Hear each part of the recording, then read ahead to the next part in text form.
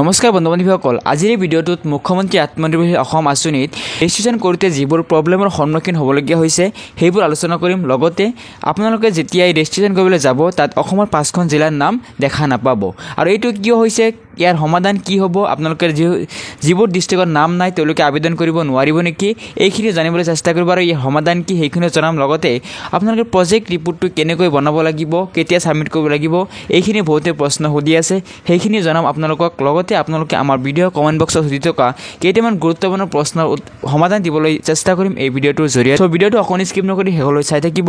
লগতে আপোনালোকে যদি আমাৰ চেনেলৰ ভিডিঅ'বোৰ প্ৰথমবাৰৰ বাবে চাই আছে তেনেহ'লে এনেকুৱা ধৰণৰ আপডেটসমূহ সদায় পাই থাকিবলৈ চেনেলটো ছাবস্ক্ৰাইব কৰি বেল আইকনটো প্ৰেছ কৰি থ'ব।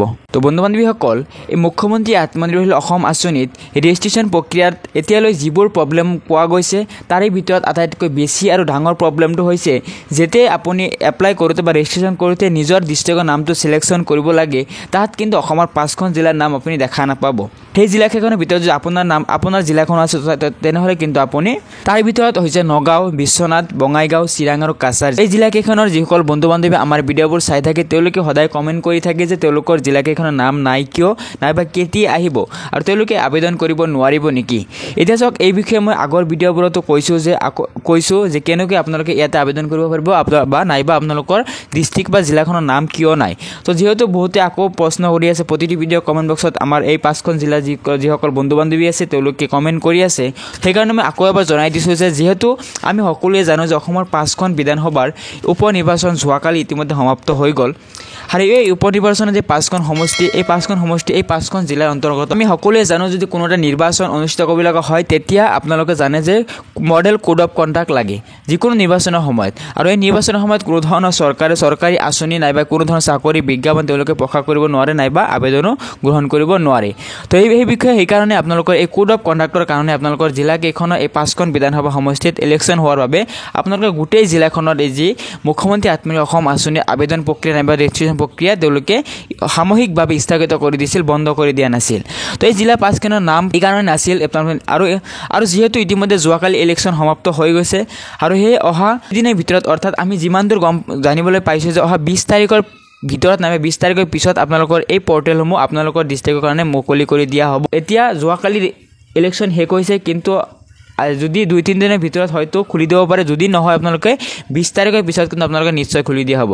এতিয়া আপোনালোকে প্ৰশ্ন কৰিব পাৰে যে যিহেতু আমি সকলোৱে জানো যে এই মুখ্যমন্ত্ৰী আত্মনিৰ্ভৰ অসম আঁচনিৰ ৰেজিষ্ট্ৰেশ্যন প্ৰক্ৰিয়া অহা 18 নৱেম্বৰ তাৰিখলৈকে আপোনালোকৰ অন্তিম তাৰিখ বা লাষ্ট ডেট, তেনে ক্ষেত্ৰত আমি 20 তাৰিখৰ পিছত কেনেকৈ আবেদন কৰিম।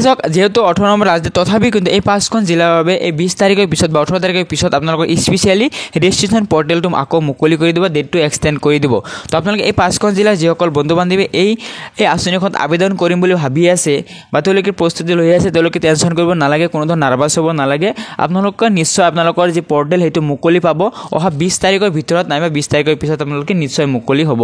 তাৰ কাৰণে আপোনালোকে কোনো ধৰণৰ টেনশ্যন কৰিব নালাগে, আপোনালোকৰ ডেটটো এক্সটেণ্ড কৰি দিয়া হ'ব।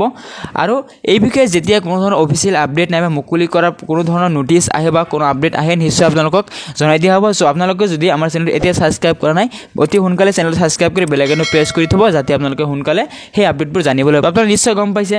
এতিয়া আৰু নেক্সট প্ৰশ্নটো হৈছে আপোনালোকে প্ৰজেক্ট ৰিপৰ্টটো কেতিয়া ছাবমিট কৰিব লাগিব। এতিয়া চাওক, যিহেতু এতিয়া ৰেজিষ্ট্ৰেশ্যন প্ৰক্ৰিয়া চলি আছে, এই ৰেজিষ্ট্ৰেশ্যন প্ৰক্ৰিয়াত আপোনালোকে প্ৰজেক্ট ৰিপৰ্টটো ছাবমিট কৰিব নালাগে, কিন্তু আপোনালোকে এইবাৰ যেতিয়া এপ্লাই কৰিব তেতিয়া কিন্তু আপোনালোকৰ যি বিজনেছ প্লেন, সেই বিজনেছ প্লেনটো আপোনালোকে ডিছক্ৰিপটিভভাৱে আপোনালোকে তাতে জনাব লাগিব বা বুজাই ক'ব লাগিব। তো আৰু যেতিয়া এপ্লাই কৰাৰ পিছত যেতিয়া ইণ্টাৰভিউ হ'ব তেতিয়া আপোনালোকৰ প্ৰজেক্ট ৰিপৰ্টটো জমা দিব লাগিব। আৰু প্ৰজেক্ট ৰিপৰ্ট কেনেকৈ ডিটেইলছত বনাব লাগে সেই বিষয়ে মই এটা স্পেচিয়েলি ভিডিঅ' বনাম অহা নেক্সট বা 2-3 দিন পিছত। তাৰ কাৰণে আপোনালোকে চেনেল ছাবস্ক্ৰাইব কৰি থ'ব। আৰু যদি আপোনালোকে এই আঁচনিখন ৰেজিষ্ট্ৰেশ্যন নাইবা এপ্লাই কৰোঁতে কোনো ধৰণৰ প্ৰব্লেমৰ সন্মুখীন হৈছে বা আপোনাৰ প্ৰব্লেমটোকে আপোনালোকে কমেণ্ট বক্সত জনাব, নিশ্চয় আপোনাৰ প্ৰতিটো কমেণ্টৰ ৰিপ্লাই দিবলৈ আমি চেষ্টা কৰিম। হয়তো কিছু সময় দেৰি হ'ব পাৰে, কিন্তু প্ৰতিটো কমেণ্টৰ ৰিপ্লাই আমি দিবলৈ চেষ্টা কৰিম। চ' আপোনালোকে যদি ভিডিঅ'টো ভাল লাগিছে এটা লাইক কৰিব, কমেণ্ট কৰিব, শ্বেয়াৰ কৰিব আপোনাৰ বন্ধুলৈ। তো লগ পাম নতুন আপডেট সৈতে। টিল দেন টেক কেয়াৰ, জয় আই অসম।